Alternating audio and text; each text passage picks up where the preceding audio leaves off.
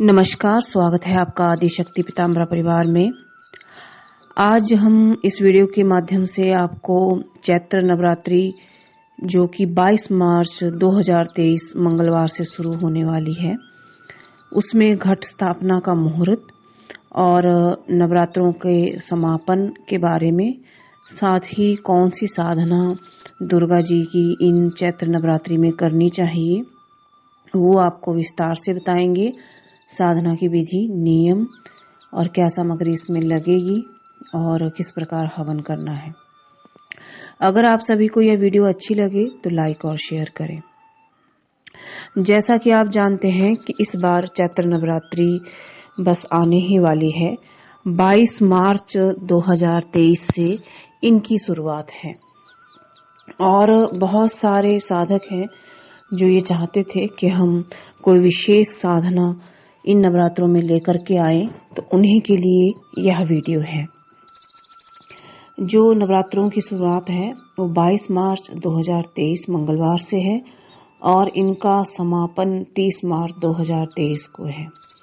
आखिरी दिन को रामनवमी का त्यौहार भी मनाया जाता है। घट स्थापना का जो मुहूर्त है वो 6:29 से शुरू होकर 7:40 तक रहेगा। यानी इस समय पर आप घट स्थापना कर सकते हैं और कलश स्थापना कर सकते हैं और जो अपनी साधना है वो शुरू कर सकते हैं। तो इन नवरात्रों के इस महान पर्व में आपको दुर्गा जी के जिस मंत्र की साधना करनी चाहिए उसके बारे में मैं अब आपको बताऊंगी।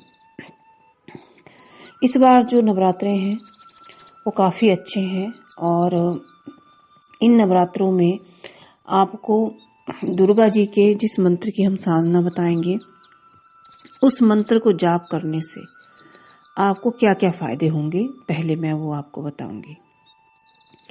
पहला फायदा तो ये है कि जब आप इस साधना को करेंगे तो आपके घर में जो भी दरिद्रता रहती है उसका नाश हो जाएगा। दूसरा फायदा ये रहेगा कि कोई भी दुख यदि आपके जीवन में है तो उसका नाश हो जाएगा। यदि आप किसी भय से त्रस्त हैं, चाहे वो भय आपकी जानकारी में है, चाहे कोई अकस्मात भय है या कोई ऐसा भय जो आपको अचानक से ही फील होता है, उस सभी भयों का भी नाश हो जाएगा और आपके घर में हमेशा लक्ष्मी विराजमान होगी।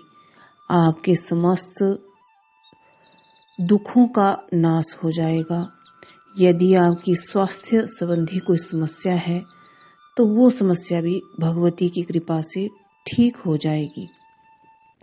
यदि आपको स्मृति संबंधी यानी कि याददाश्त संबंधी कोई समस्या है तो वो भी दूर हो जाएगी। और कोई भी यदि आपको परेशान करता है, शत्रु है, चाहे वो शत्रु अपना है, पराया है या कोई भी है, तो वो शत्रु भी शांत हो जाएगा। और भगवती दुर्गा की कृपा से ये सब कुछ तभी संभव होगा जब आप अच्छे से ये साधना करेंगे। देखिए, वैसे तो इस साधना में 11 माला करना अनिवार्य रहेगा, लेकिन आप अपनी सामर्थ्यानुसार, अपनी परिस्थितियों अनुसार इनकी माला को कर सकते हैं। चाहे 1 माला, 3 माला या 5 माला, 7 माला। यदि आप सामर्थ्यवान हैं तो मैं जरूर कहूँगी कि आप 11 माला जरूर करें। हर एक नवरात्रि में इस मंत्र की 11 माला जाप कर ले।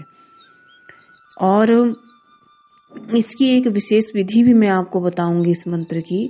जब आप इसको नवरात्रि में करेंगे तो धनदा यंत्र जो रहता है उसके ऊपर आप स्फटिक लिंग स्थापित करके इस साधना को करेंगे तो आपके घर में श्री का वास हो जाएगा, यानी लक्ष्मी का वास हो जाएगा।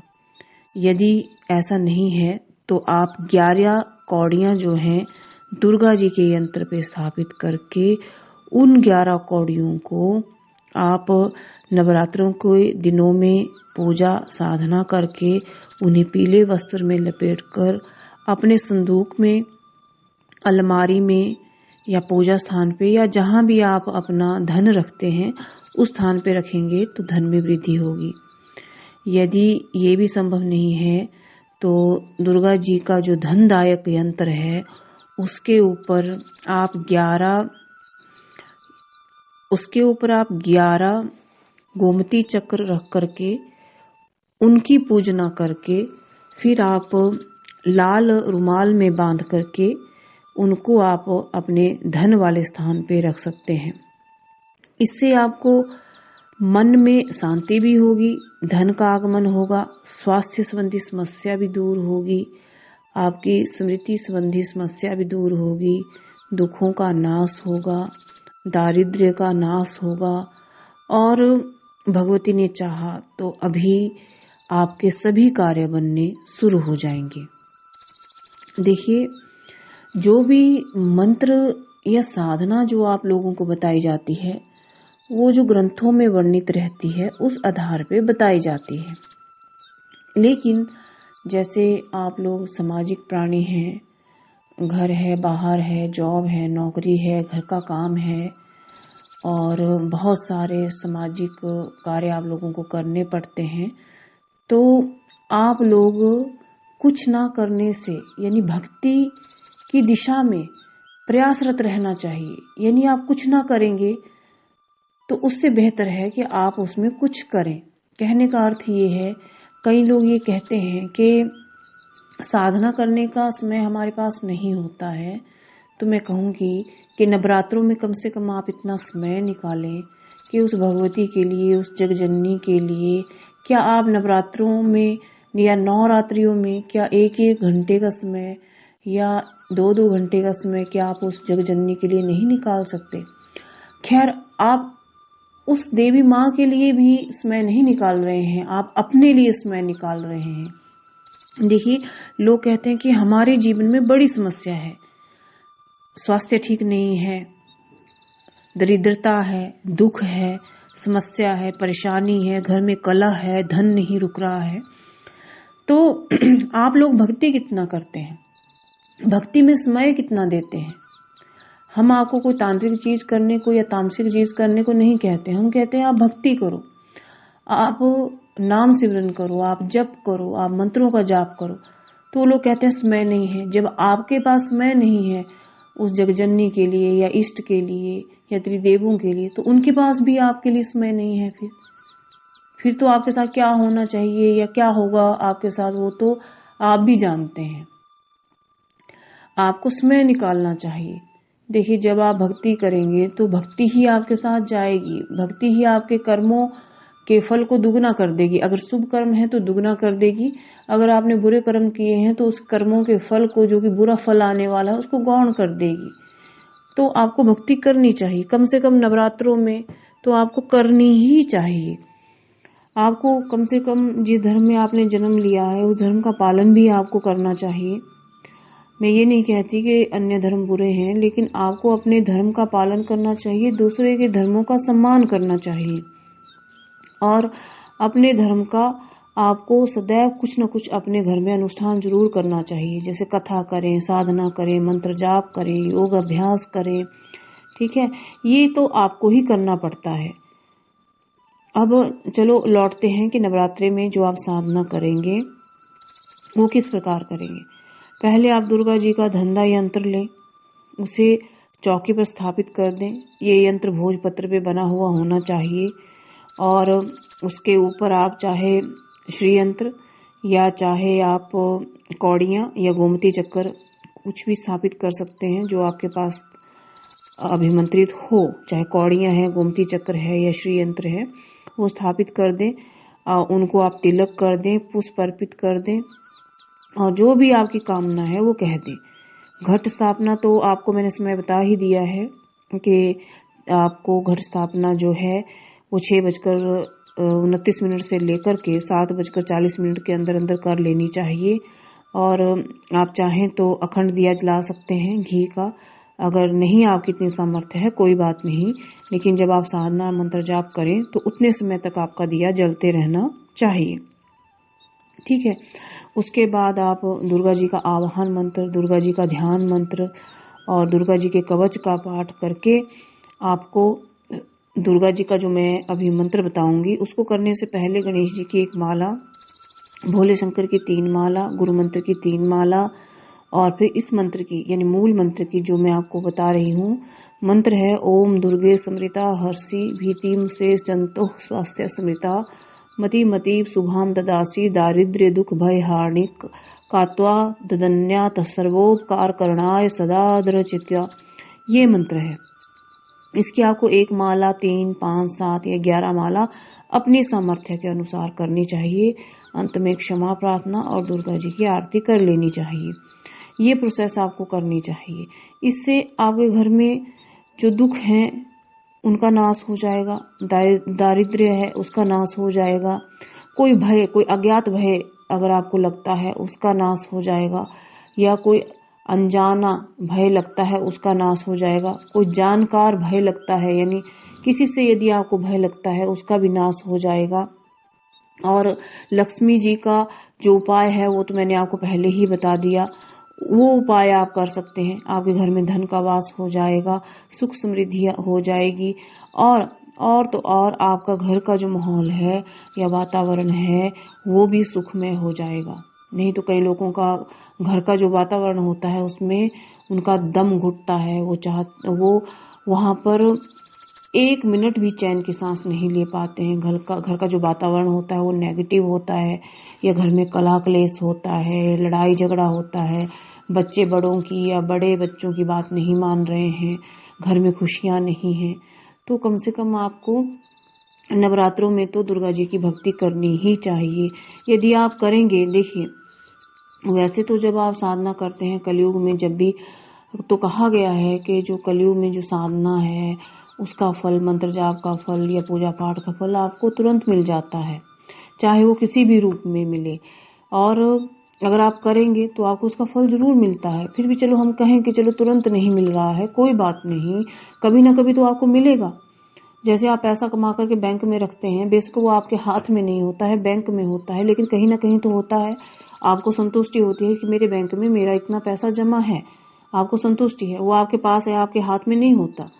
वैसे ही जब आप भक्ति कर लेते हैं तो भक्ति बैंक में आपका जो भक्ति है वो जमा हो रही है। बेशक वो अभी आपको फल नहीं दे रही है, लेकिन वो कभी ना कभी आपको इसका फल जरूर देगी, बेनिफिट जरूर देगी। क्योंकि भक्ति मार्ग में किया हुआ कुछ भी, नाम सिमरन है, जप है, भक्ति है, कीर्तन है, वो कभी भी व्यर्थ नहीं जाता है।